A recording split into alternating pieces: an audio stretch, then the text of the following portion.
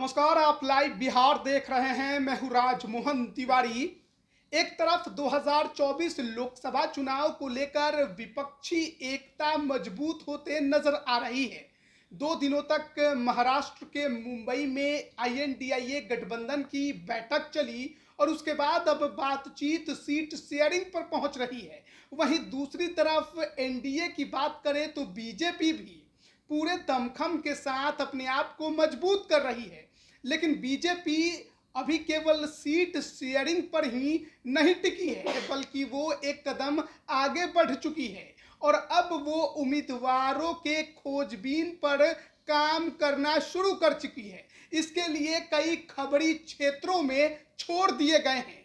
आपको मालूम होगा कि बिहार की 40 लोकसभा की सीटें हैं और पिछली बार जब जनता दल यूनाइटेड के साथ मिलकर बीजेपी ने चुनाव लड़ा था, जिसमें चिराग पासवान की लोजपा भी थी, तो लगभग 39 सीटों पर एनडीए को जीत मिली थी। लेकिन इस बार तो बीजेपी का समीकरण बिगड़ा हुआ है। नीतीश कुमार अब महागठबंधन के साथ हैं। उनके मुहिम के वजह से आईएनडीआईए गठबंधन बन गया है, मजबूत दिखाई दे रहा है। ऐसे में बीजेपी अपने कदम को फूंक फूंक कर आगे बढ़ा रही है, लेकिन रणनीति भी उसी तेजी के साथ लगातार बनाए जा रहे हैं। गठबंधन का स्वरूप लगभग तय हो चुका है, लेकिन वहीं दूसरी तरफ अब सीट शेयरिंग से एक कदम आगे बढ़कर अब बीजेपी उम्मीदवारों के चयन में लग गई है और इसके लिए कई सीटों पर खबरी छोड़ दिए गए हैं और खोजबीन शुरू हो गया है। जिसमें देखिए, बिहार में कई हॉट सीटें हैं, जिसमें पाटलिपुत्र, सारण, इसके अलावा सिवान की बातचीत करिए, हाजीपुर की बातचीत कर लीजिए। लेकिन एक और सीट है जिसकी चर्चा खूब हो रही है और वो सीट है वैशाली की सीट। वैशाली की सीट पर अभी मौजूदा सांसद वीणा देवी हैं, रालोजपा से, यानी कि पशुपति पारस गुट से। पिछली बार लोजपा के टिकट पर जीती थी, लेकिन जब पार्टी टूटी तो वो पशुपति पारस गुट में चली गई। लेकिन हाल के समय में ये देखा गया कि कभी बीजेपी के दरवाजे पर तो कभी चिराग पासवान के दरवाजे पर वो नजर आ रही हैं। जाहिर है अब 2024 को लेकर उनके सामने भी बड़ी समस्या खड़ी हो गई है कि पहला बात तो ये है कि इस सीट पर लड़ेगा कौन, यानी किस पार्टी के खाते में ये सीट जाएगा और जिसके खाते में जाएगा वहां से उन्हें उम्मीदवार बनाया जाएगा या नहीं बनाया जाएगा। ऐसे में तमाम जो भी संभावनाएं हैं उस पर वो काम कर रही हैं। लेकिन हम आपको बताने जा रहे हैं कि बीजेपी वैशाली में अपने खबरी को छोड़ चुकी है। तमाम रिपोर्ट्स मंगवाए जा रहे हैं वैशाली लोकसभा को लेकर और किसी एक तरीके के रिपोर्ट पर काम नहीं हो रहा है, बल्कि कई तरह के रिपोर्ट कार्ड तैयार हो रहे हैं। वैशाली को लेकर इस बार चर्चा है कि बीजेपी यहां से अपना कैंडिडेट उतारना चाहती है और इसके लिए बीजेपी कोई जोखिम नहीं लेना चाहती। आराम से सब कुछ देखकर समझकर तमाम समीकरणों पर गौर करने के बाद बीजेपी यहां से अपना उम्मीदवार फाइनल करेगी। कई दावेदार मैदान में हैं और अब जरूरत है उन दावेदारों को पूरे दमखम के साथ क्षेत्र में घूमने की, क्योंकि अगर भीड़ कम हुई, अगर आपके नाम लोगों ने कम लिए तो फिर आपका पत्ता साफ हो जाएगा। दिल्ली की लाइजनिंग आप करते रह जाइएगा, लेकिन अगर ग्राउंड में आप नहीं दिखिएगा तो फिर आपको टिकट मिलने की संभावना बिल्कुल कम हो जाएगी। और इसीलिए हम आपको ये खबर पहुंचा रहे हैं, क्योंकि वैशाली में बीजेपी अपना रिपोर्ट तैयार कर रही है और देखिए कई तरह से तमाम दावेदारों का रिपोर्ट जो लिया जा रहा है उसमें दूसरे राज्यों के विधायक क्षेत्र में घूम रहे हैं और उनसे रिपोर्ट बनवाया जा रहा है।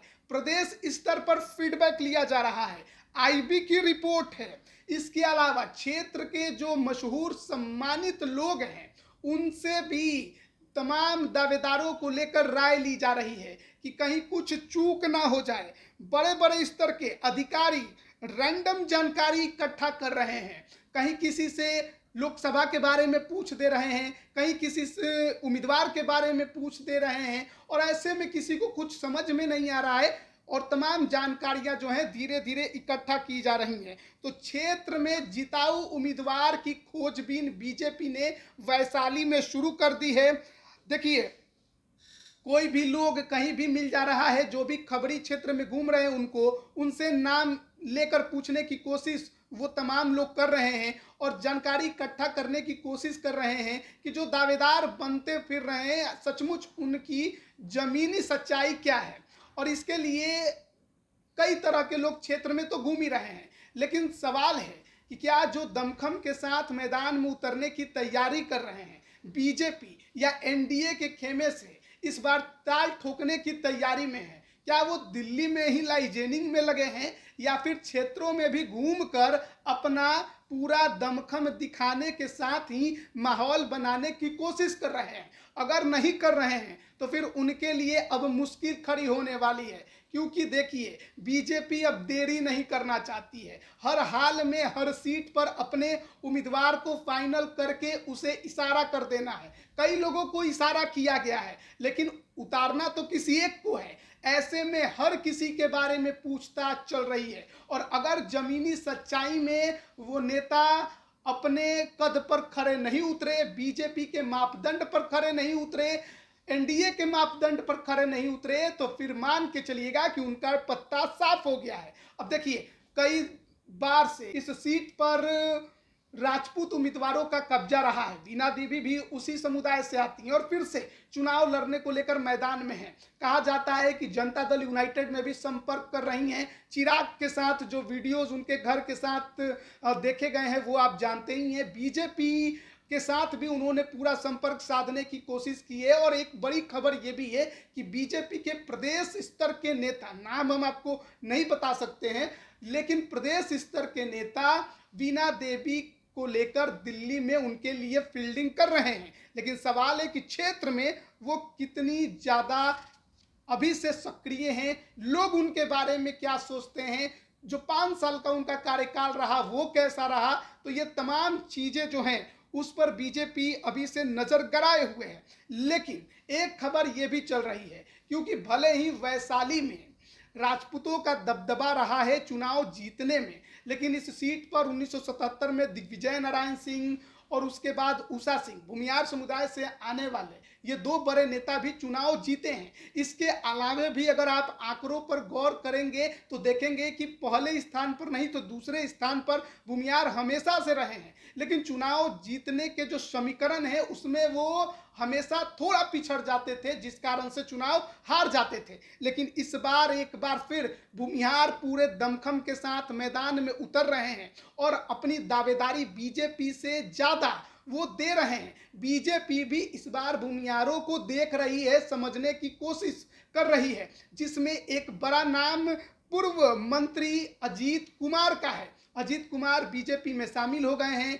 और कांटी से विधायक रहे हैं, नीतीश सरकार में मंत्री भी रहे हैं, लेकिन पूरे दमखम के साथ क्षेत्र में चुनाव लड़ने की अभी से तैयारी कर रहे हैं, माहौल बना रहे हैं। लेकिन अगर खबरी के नजर में नहीं आए तो फिर उनका पत्ता भी साफ हो सकता है। और इसके अलावा बीजेपी से देवेश कुमार, जो कि अभी वर्तमान में बीजेपी के एमएलसी हैं, उनकी चर्चा है। लेकिन राजपूतों की सीट पर राजपूत दावेदारों की चर्चा कैसे ना हो। तो साहिबगंज से विधायक हैं राजू सिंह, उनकी चर्चा है। इसके अलावा आपको बताएं कि पारू से विधायक हैं अशोक सिंह, उनकी भी चर्चा है। सुरेश शर्मा पूर्व मंत्री भूमियार समुदाय से आते हैं, उनकी भी चर्चा है। दावेदार खूब बन रहे हैं, लेकिन किसी एक को ही टिकट मिलना है, सवाल बड़ा है। इसके अलावा एक और बात समझने की जरूरत है, चिराग पासवान भी वैशाली पर नजर गड़ाए हुए हैं। वो भी चाहते हैं कि उनका उम्मीदवार उतरे, लेकिन अगर बीजेपी ने हाथ रख दिया, सीना ठोक कर बोल दिया कि अपना उम्मीदवार उतारेंगे, तो फिर उनके लिए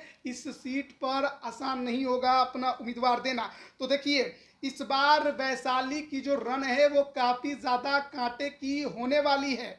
और अगर आंकड़ों की बात करें, जातिगत आंकड़ों की, तो भूमियारों की संख्या इस सीट पर लगभग 2.5 लाख बताई जाती है, यादव 2 लाख बताए जाते हैं। राजपूत भले चुनाव खूब जीते हैं, रघुवंश सिंह कितनी बार यहां से चुनाव जीते, आरजेडी के कद्दावर नेता।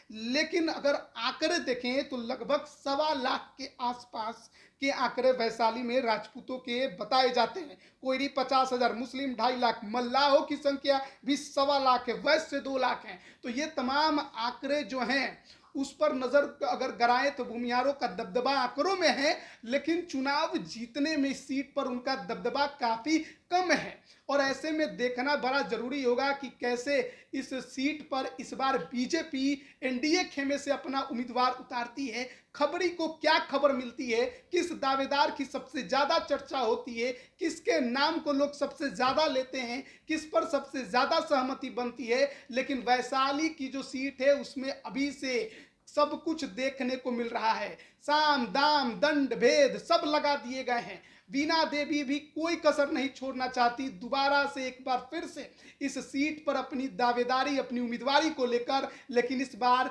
बीजेपी की चलती है, बीजेपी किसको उम्मीदवार बनाएगी ये सबसे बड़ा अपने आप में सवाल है। और कौन होगा वो नेता जिसके बारे में सबसे बेहतर, सबसे अच्छी और सबसे सटीक जानकारी जो क्षेत्र में खबरी घूम रहे हैं उनको मिलने वाली है। तो तमाम जो नेता क्षेत्र में बड़े बड़े दावेदार बने हैं उनके लिए यह जरूरी है कि अब क्षेत्र में अपना भीड़ दिखाएं, माहौल बनाएं, क्योंकि अगर अभी चूक गए तो फिर कभी नहीं मौका मिलने वाला है। बने रहिएगा लाइव बिहार के साथ, तमाम अपडेट हम आप तक पहुंचा रहे हैं। आप सभी का बहुत बहुत धन्यवाद। लाइव बिहार यूट्यूब पर सब्सक्राइब और फेसबुक पर लाइक जरूर करें।